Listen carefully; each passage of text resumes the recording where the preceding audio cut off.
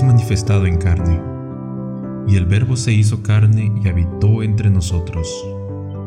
No existen palabras que puedan mostrar más claramente que Cristo es tanto Dios como hombre.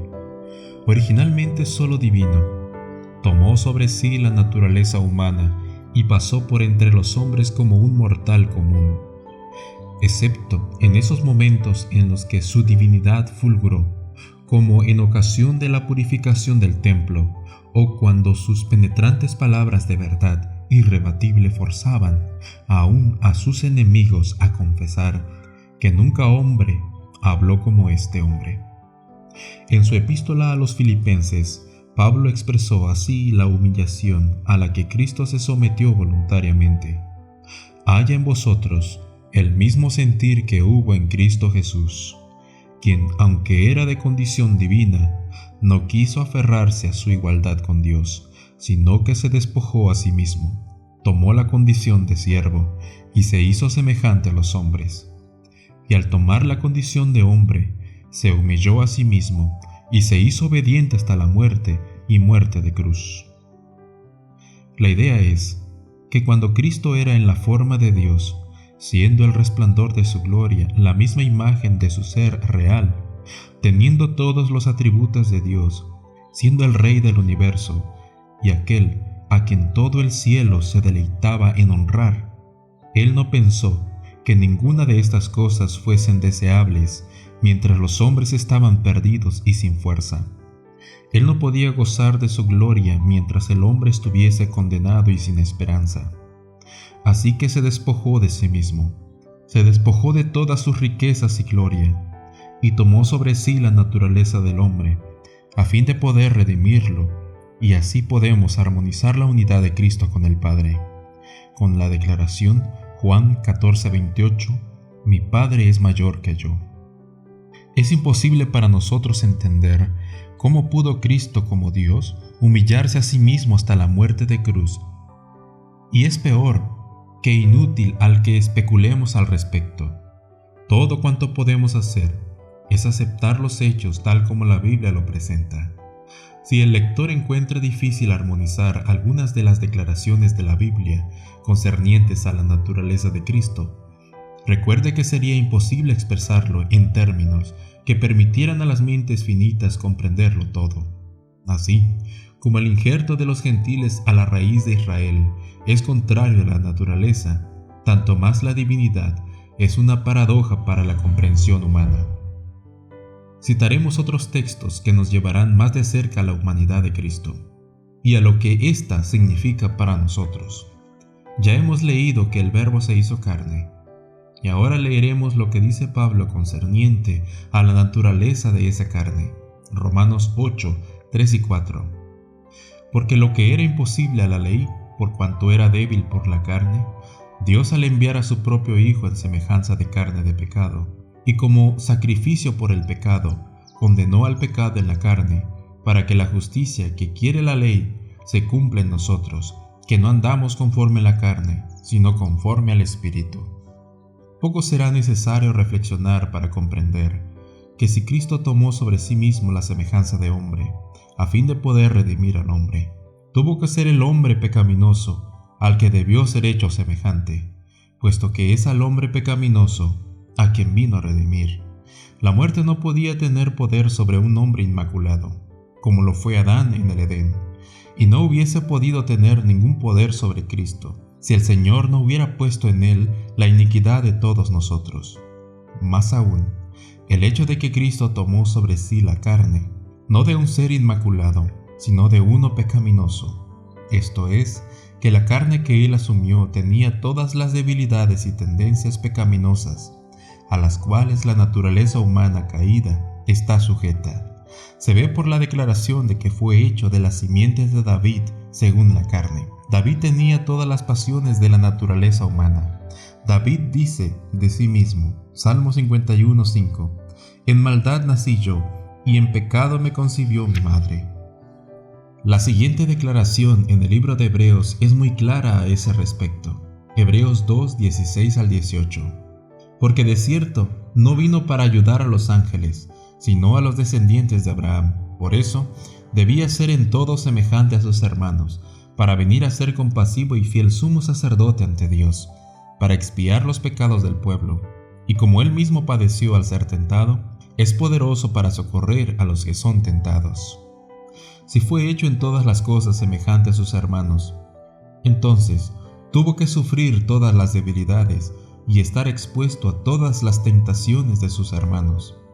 Otros dos textos muestran este punto claramente, proveyendo abundante evidencia al respecto. Primeramente veremos 2 de Corintios 5:21.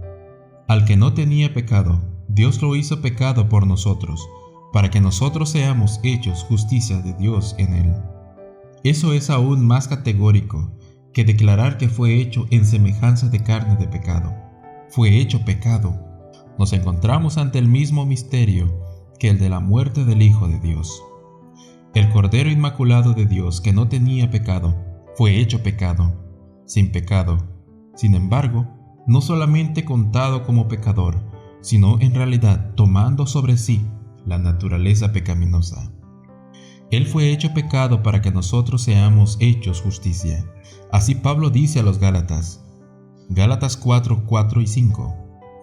Dios envió a su Hijo, nacido de mujer, nacido bajo la ley, para redimir a los que estaban bajo la ley, a fin de que recibiésemos la adopción de hijos. Hebreos 2, 18, 4, 15 y 16.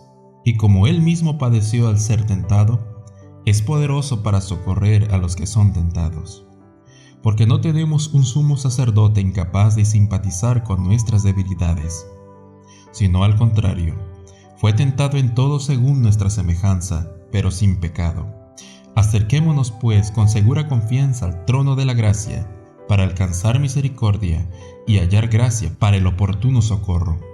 Un punto más, y podremos aprender la lección completa en relación con el hecho de que el Verbo se hizo carne y habitó entre nosotros.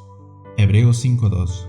¿Cómo es que Cristo pudo estar rodeado de flaqueza y sin embargo no cometer pecado? Algunos han pensado por lo leído hasta aquí que rebajamos el carácter de Jesús por denigrarlo hasta el nivel del hombre pecaminoso. Pero al contrario, estamos precisamente exaltando el poder divino de nuestro bendito Salvador, quien descendió voluntariamente al nivel del hombre pecaminoso, para que pudiera exaltar al hombre a su propia pureza inmaculada, la cual retuvo bajo las circunstancias más adversas. Su humanidad solamente veló su naturaleza divina, por la cual estaba conectado inseparablemente con el Dios invisible, y que fue más que capaz de resistir exitosamente la debilidad de la carne. Hubo en toda su vida una lucha. La carne, afectada por el enemigo de toda justicia, tendía a pecar. Sin embargo, su naturaleza divina nunca albergó, ni por un momento, un mal deseo, ni vaciló jamás su poder divino.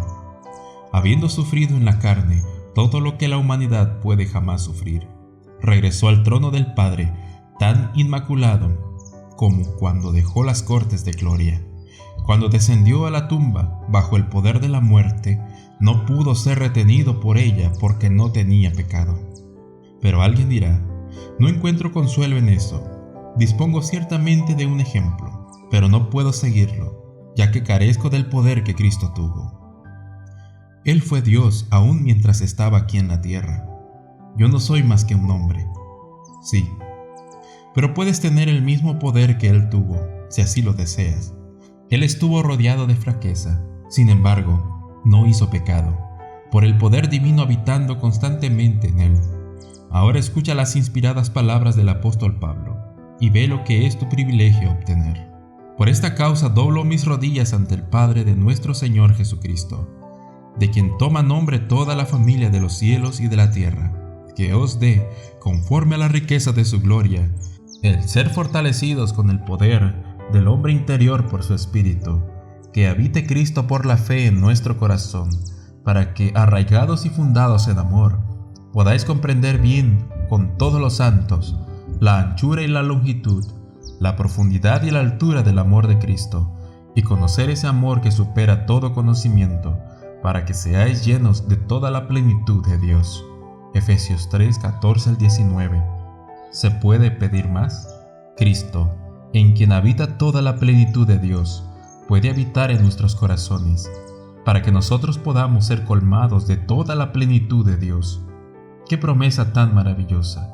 Él puede simpatizar con nuestras debilidades, habiendo sufrido todo lo que hereda la carne pecaminosa. Lo conoce todo y tan de cerca se identifica con sus hijos, que cualquier cosa que pese sobre ellos recae igualmente sobre Él.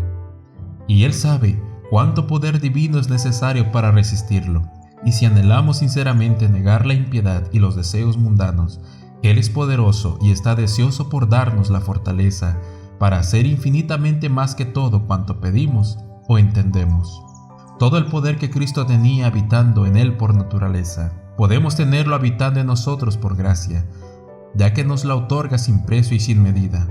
Por lo tanto, cobre ánimo toda alma cansada, débil y oprimida por el pecado. Acérquese con segura confianza al trono de la gracia, donde puede estar seguro de encontrar gracia auxiliadora para la hora de la necesidad, porque esa necesidad es sentida por nuestro Salvador en esa misma hora. Le conmueve el sentimiento de nuestra flaqueza. Si fuera simplemente que Cristo sufrió 2000 años atrás, podríamos temer que haya olvidado algo relativo a la flaqueza, pero no. La misma tentación que te oprime a ti le conmueve a Él. Sus heridas están siempre frescas y vive siempre para interceder por ti. ¡Qué maravillosa posibilidad hay para el cristiano! ¿Qué alturas de santidad puede obtener? No importa cuánto pueda guerrear contra él Satanás, asaltándolo donde la carne es más débil. Siempre puede habitar bajo la sombra del Omnipotente y ser lleno con la plenitud del poder de Dios. Él, que es más fuerte que Satanás, puede vivir en su corazón ininterrumpidamente y por lo tanto, observando los asaltos de Satanás, como desde una gran fortaleza puede decir: todo lo puedo en Cristo que me fortalece.